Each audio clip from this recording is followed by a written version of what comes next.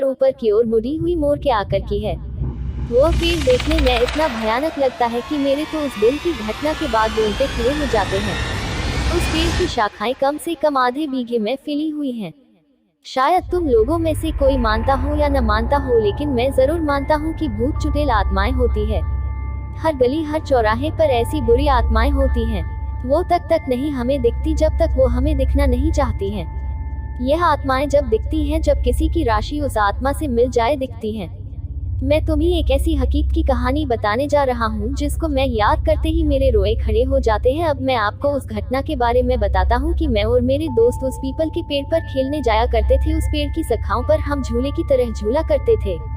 उस पेड़ की छाया इतनी घनी थी कि सारे पंछी उसी पे बैठा करते थे और हम लोग गर्मियों में उस पर जाके झूलते थे। बड़ा मजा आता था।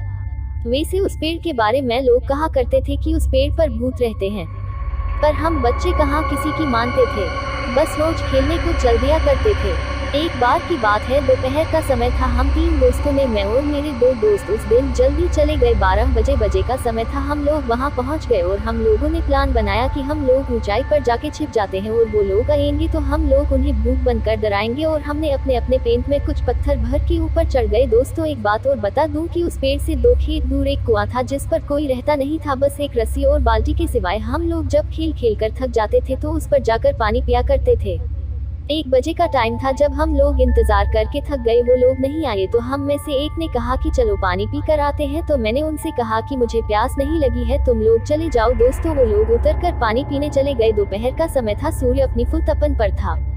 जोर जोर से लू चल रही थी और हवा के गोल गोल झुंड बनकर धूल उड़ाते हुए आ जा रहे थे। आप लोग जानते होंगे, गाँव में इन हवा के गोलाकार को दंदूरा कहते हैं।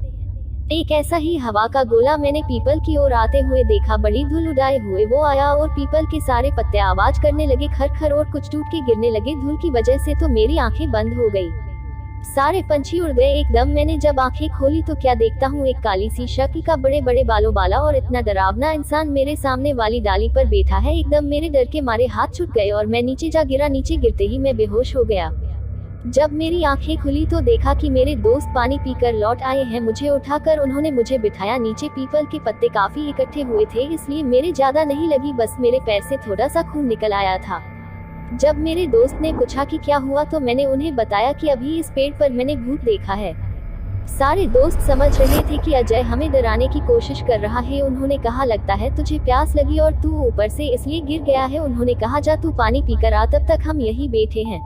उनकी जिद की वजह से मुझे पानी पीने जाना पड़ा। मैं वैसे भी डरा हुआ था और मेरे हाथ पैर कांप रहे थे। मैं मन ही मन में सोच रहा था कि बस आज मैं यहाँ से निकल जाऊँ, कल से मैं यहाँ नहीं आऊंगा। मैंने बाल्टी उठाए और कुएं में डाल दी। जैसे ही कुएं में बाल्टी पहुँची, एकदम से आवाज आई और वो आवाज ऐसे लग रही थी जैसे कोई पानी में बार बार कूद रहा हो। मैं और डर गया। जबकि रस्सी मैंने आराम से पकड़ रखी थी, तो यह आवाज कैसी? मैंने कुएं में जहाँ कर देखा, कुएं के पानी में मुझे वही चेहरा नजर आया। एकदम से मैं पीछे हटा। मुझसे कोई पीछे ऐसे टकराया कि मेरे तो होश उड़ गए और डर के मारे मेरे हाथ से रस्सी कुएं में जा गिरी। मैंने जैसे ही पीछे देखा, वही भयानक शक्ल वाला आदमी खड़ा था। मेरी तो आवाज बंद हो गई। उसके बड़े बड़े दांत, लंबे लंबे बाल, दांत तो ऐसे जैसे कि साले ने कभी जिंदगी में मंजन भी नहीं किया हो। उसकी खाल जली हुई सी जैसे कि कोई जला हुआ इंसान। इतना डरावना लग रहा था कि मैं तो बस, मेरी आंखें खुली थी, बस शरीर में कोई जान नहीं थी। बस मैं बेहोश होके गिर पड़ा। मेरे दोस्त सोच रहे थे कि यह अब तक क्यों नहीं आया। 5 मिनट बाद जब मेरी आंखें खुली तो मैंने देखा कि मैं पीपल के पेड़ के नीचे पड़ा हूँ। तो मैं और डर गया कि मैं यहाँ कैसे आ गया। दोस्त मुझे उठा कर लाए थे। जैसे ही मैं खड़ा हुआ देखा तो मेरे दोस्त खड़े हुए थे और कह रहे थे, लगता है तेरी तबीयत ठीक नहीं है, तुझे पहले बताना चाहिए था, हम पानी ले आते, कहीं तू कुएं में गिर जाता तो हमारे घर वाले तो हमें भी जान से मार देते। मैंने उन्हें बताया कि मेरी तबीयत खराब नहीं है, मैंने सचमुच भूत को देखा है।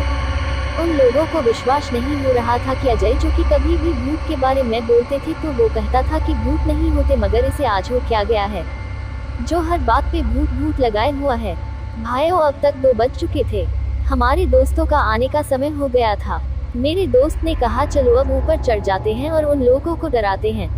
मुझे डर तो लग रहा था, पर मैं दोस्तों के साथ ज्यादा ऊपर नहीं, बस थोड़ी ऊंचाई पर जाके बैठ गया। जब वो लोग आए तो हमने पत्थर फेंकने चालू किए और तब तक हुआ क्या, जोर से एक दंदुरा हवा का झोंका आया और सरे पीपल को उसने झकझोर दिया। हम लोगों को लगा जैसे कि कोई उसे झकझोर के उखाड़ने की कोशिश कर रहा हो। मेरे दोस्तों ने समझा कि भूत है इस पेड़ पर और वो सारे लोग डर कर भाग गए और हम बड़े ही खुश हुए कि आज तो इन्हें हमने डरा ही दिया। पर हमें क्या पता था कि वो कक्का भूत भी यह सब देख रहा है और उसने जोर से पेड़ को हिलाया। जैसे ही मेरे दोस्तों ने यह सब देखा जल्दी जल्दी उतरने लगे। अब की बार तो उसकी आंखें लाल लाल, दांत होठों से बाहर। हम वहां से भागे। मैं तो डाली पकड़ के कूद पड़ा। मेरे दोस्त जिससे लटका वो डाली टूट गई और एकदम से नीचे गिरा। मैंने उसे उठाया तक नहीं, मैं वहां से भागा और मेरे दोस्त भी पीछे पीछे। बस फिर तो हमने मुड़कर नहीं देखा, घर आके ही हमने दम लिया। हमने देखा कि हमारा दोस्त नीरज नहीं दिख रहा है तो हमने उसे उधर से लेटाते हुए देखा। वो आराम से आ रहा था। उसकी आंखें लाल, हाव भाव बदले हुए नजर आ रहे थे। हमने उनसे पूछा कि नीरज क्या हुआ, तो उसने कुछ नहीं कहा, बस हमारी तरफ ऐसी ही नजरों से वह देखकर चला गया और जाकर सीधे अपनी चबूतरे पर जाकर बैठ गया। उसके हाव भाव बदले, आवाज भारी सी हो गई है।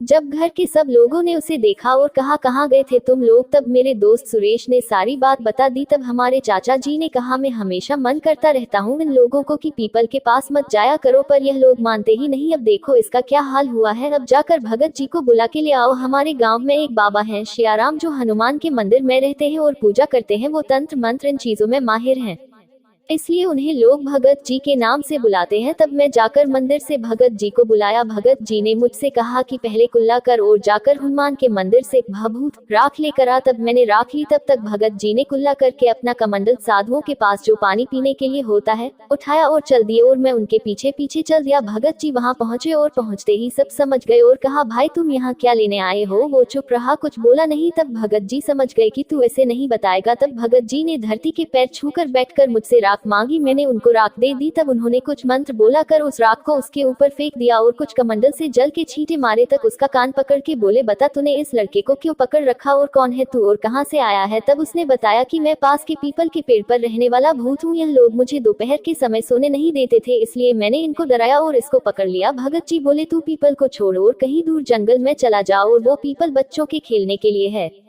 पर मैं कहाँ जाऊंगा। तब भगत जी ने कहा कि तू ऐसे ही चला जाएगा या फिर निकालूं अपना वज्र। और भगत जी की आंखें लाल हो गई। तब भूत ने कहा आप मेरा कान छोड़ोगे तभी तो मैं जाऊंगा। देख कितना अच्छा बच्चा है, इतना जल्दी समझ गया। एकदम नीरज हिला और वो नॉर्मल हो गया जैसे कि अभी सोकर जगा हुआ है। तब भगत जी ने कहा जाओ, अब पीपल वाला भूत भाग चुका है, अब तुम कभी भी जाकर उस पेड़ पर खेल सकते हो।